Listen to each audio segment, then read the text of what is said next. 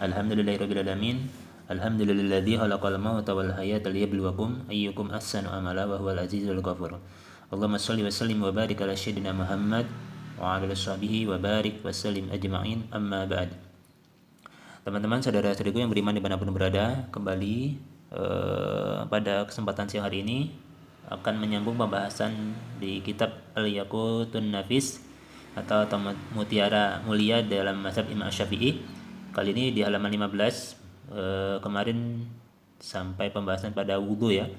Terus ada secara bahasa wudhu itu dan juga fardu wudhu kemarin sudah dijelaskan ya. Ada 6 syarat dan pada kesempatan di siang hari ini kita akan masuk pada pembahasan mengusap kup ya, mengusap 2 kup itu. Kalau dalam bahasa kita tuh sepatu boot ataupun sepatu ya, seperti itu. Apa ini akan kita jelaskan pembahasannya ya gitu. A'udzubillahi minasyaitonirrajim. Bismillahirrahmanirrahim. Yahuzu mashu syai'in min dhahiri a'la. Seperti itu. Diperbolehkan mengusap bagian luar kup kaos kaki kulit yang di atas al-khufaini badalan an ghuslir rijalaini fil wudu'i yauman wa lailatan lil muqimi wa salasata ayyamin bilayaliha lil musafiri wa tabtadi'ul muddatu minan tihail hadasi ba'dal lubsi lakini yustarutu li jawazil masih. Dari awal ya, dari sini ya teman-teman sekalian. Diperbolehkan mengusap bagian luar kup kaos kaki kulit yang atas sebagai pengganti dari membasuh kedua kaki ketika berwudu. Berlaku selama sehari semalam bagi orang mukim menetap di satu daerah dan 3 hari 3 malam bagi musafir atau orang sedang berpergian. Waktunya dihitung sejak terakhirnya hadas setelah seseorang memakai khuf, seperti itu. Selanjutnya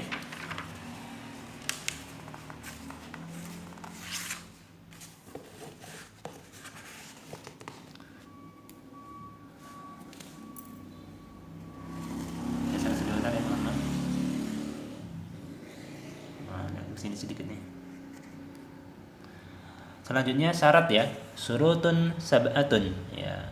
Syarat-syarat diperbolehkannya mengusap kup itu akan tetapi disyaratkan agar boleh mengusap kup itu ada 7 syarat ya. Nah, diperbolehkannya mengusap kup itu ada 7 syarat. Ini yang pertama nih ayul basal khuffani ala taharatin kamilah. Yang pertama, memakai kedua kup dalam keadaan suci yang sempurna. Kami bacakan terjemahnya. Yang kedua kup itu kuat untuk dipakai perjalanan jauh. Yang ketiga, kedua kup tersebut mampu menghalangi sampainya air ke kaki kecuali dari lubang jahitan. Yang keempat, keduanya dapat menutupi anggota fardu kedua kaki sampai mata kaki dari arah samping dan bawah. Kelima, orang yang memakainya tidak berhadas besar. Yang keenam, tidak kelihatan bagian yang wajib ditutupi, kaki sampai mata kaki. Tali kedua kup tidak terlepas meskipun bagian yang wajib ditutupi tidak tampak. Seperti itu. Ini ada syarat-syarat bolehnya memakai kup atau mengusap kup ya teman-teman. Kita akan lanjutkan pembahasan di kitab Taharah ini pada surutul wudu'i, yaitu syarat-syarat wudu khamsata asyara. Syarat-syarat wudu ada 15. Itu yang pertama disebutkan ini al-islamu, Islam ya, syarat yang pertama syarat wudu. Yang kedua watamyiz, yaitu tamyiz atau mumayyiz. Yang ketiga suci dari haid dan nifas, yaitu syarat wudu. Wan naqa'u anil haidi wan nifasi, suci dari haid dan nifas. Yang keempat wa amma yamna'u, yang keempat itu tidak ada sesuatu yang menghalangi sampainya air pada kulit. Yang kelima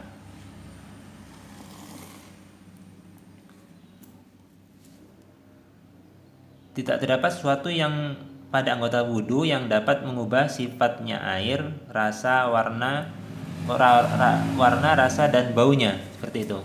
Yang selanjutnya yang keenam, mengetahui kefarduan wudu. Nah, ini wal ilmu bi fardiyatihi. Jadi ada mengetahui tentang kewajiban berwudu atau kefarduan wudu. Mengetahui kefarduannya wudu bagian yang keenam. Yang ketujuh, syarat dari wudu adalah tidak meyakini fardunya wudu sebagai sunnah. Nah, ini yang ketujuh ya. Wa alla ya'taqida fardhan min furudihi sunnatun. Yang ke-8, wal ma'ut tahuru, itu menggunakan air yang suci mensucikan. Itu. Yang selanjutnya yang ke-9, menghilangkan najis yang terlihat. Yang ke-10, mengalirkan air ke seluruh anggota wudu. Yang ke-11, memastikan dirinya bahwa ia berhadas jika kondisinya jelas. Yang ke-12, senantiasa menghadirkan niat secara hukum. Yang ke-13, tidak mengkaitkan niat wudu dengan suatu hal lainnya. Yang ke-14, berwudu setelah masuk waktu sholat. Dan yang ke-15 atau yang terakhir, berkesinambungan khusus bagi orang yang selalu berhadas. Catatan, keterangan dua syarat terakhir yang ke-14 dan ke-15 khusus bagi orang yang selalu berhadas, seperti orang yang sakit beser ya, atau ini ya, pipis yang tidak tuntas tiba-tiba bisa keluar setelah berwudu kembali, atau wanita yang sedang istihadhah. Ya, ini pengecualian syarat yang ke-14 dan 15 berlaku bagi orang yang punya penyakit beser, gitu kan, pipis yang tidak tuntas terus masih keluar setelah berwudu, atau wanita yang sedang istihadhah, seperti itu. Selanjutnya kita akan masuk kepada sunanul wudu'i kasiratun minha. Itu sunah-sunah wudu ada banyak, di antaranya ya disebutkan di sini as-siwaku, yaitu bersiwak. Lalu seterusnya tasmiyatu, maksudnya adalah membaca basmalah ya, gitu. Membaca basmalah, membasuh kedua telapak tangan, berkumur-kumur, intinsaq, menghirup air ke dalam hidung kecuali sedang dalam kondisi berpuasa ya. Atas silis, membasuh masing-masing anggota wudu sebanyak 3 kali, mengusap seluruh kepala, mengusap kedua telinga, menyelah-nyelahi jari jemari kedua tangan dan kedua kaki. Seperti itu. Berkesinambungan, mendahulukan anggota yang kanan saat membasuhnya, dan melebihkan basuhan dari batas wajah, gurah. Melebihkan basuhan dari batas tangan dan kaki, tahzil, berdoa setelah berwudu. Bagian yang terakhir ya, ini wazikru ba'dahu. Jadi setelah berwudu selesai membaca doa. Dan selanjutnya hal-hal yang makruh dalam berwudu, itu makruhatul wudu'i kasiratum minha. Hal-hal yang dimakruhkan dalam berwudu, hal-hal yang dimakruhkan dalam wudu ada banyak. Di antaranya yang pertama, tidak mendahulukan anggota wudu yang kanan. Itu makruh ya, kalau kita mendahulukan yang kiri. Yang kedua, meninggalkan berkumur dan intinsaq, menghirup air ke dalam hidung. Ini kalau dalam kondisi normal, tidak sedang dalam kondisi yang tidak berpuasa. Yang ketiga, lebih dari 3 kali basuhan. Bahkan dalam hadis Nabi disebutkan orang yang membasuh basuhan lebih dari 3 kali sudah bermaksud kepada Muhammad, seperti itu, kepada Rasulullah SAW. Jadi basuhan maksimal 3 kali.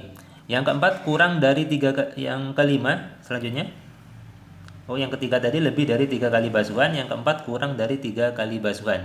Yang kelima, berwudu dengan air yang mengenang, tidak mengalir.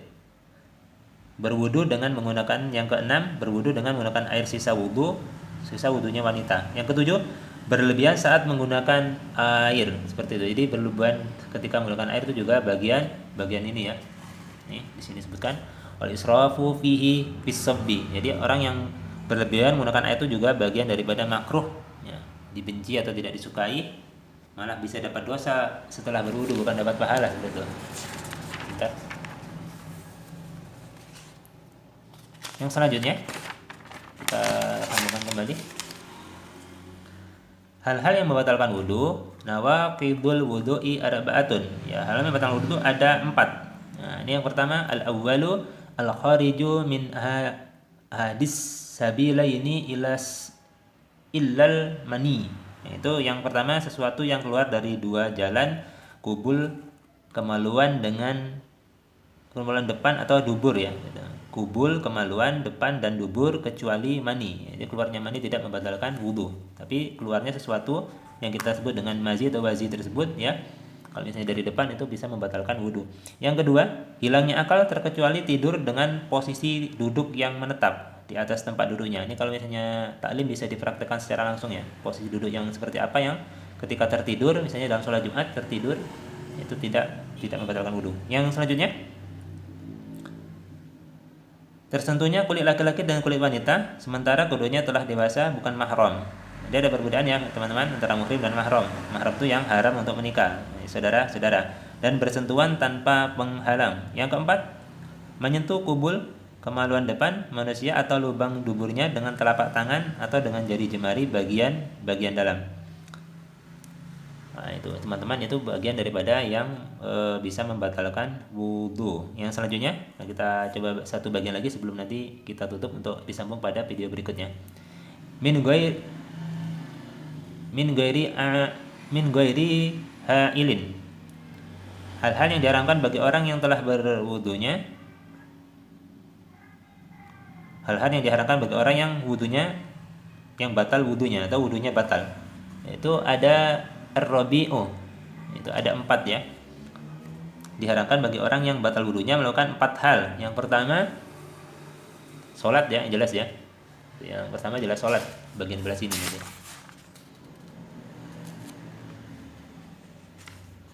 Ini pertama, sholat, at-tawaf ya, tawaf di Ka'bah, wa musul mushaf, menyentuh mushaf Al-Qur'an ya.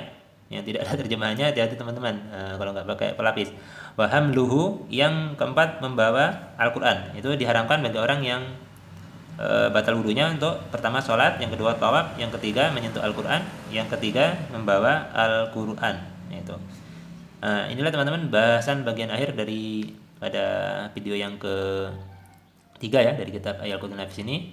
Sudah kami buatkan playlist di akun YouTube resmi kami, nanti teman-teman bisa melihat pada mukodimah dan bagian pembahasan pertama tentang bab Thaharah. Insya Allah pada kesempatan berikutnya akan kami sambung pada video berikutnya tentang mandi ya, mandi dan hal-hal yang mewajibkan mandi. Insya Allah akan disambung pada kesempatan berikutnya. Mohon doa, dan jangan lupa jika teman-teman menyukai apa yang dijelaskan ini, silakan di sharing, dibagikan kepada teman-teman yang lainnya, dan jangan lupa subscribe agar tidak ketinggalan daripada tayangan update video yang terbaru. Mohon maaf jika ada kekeliruan dalam penyampaian. Afu minkum. Assalamualaikum warahmatullahi wabarakatuh.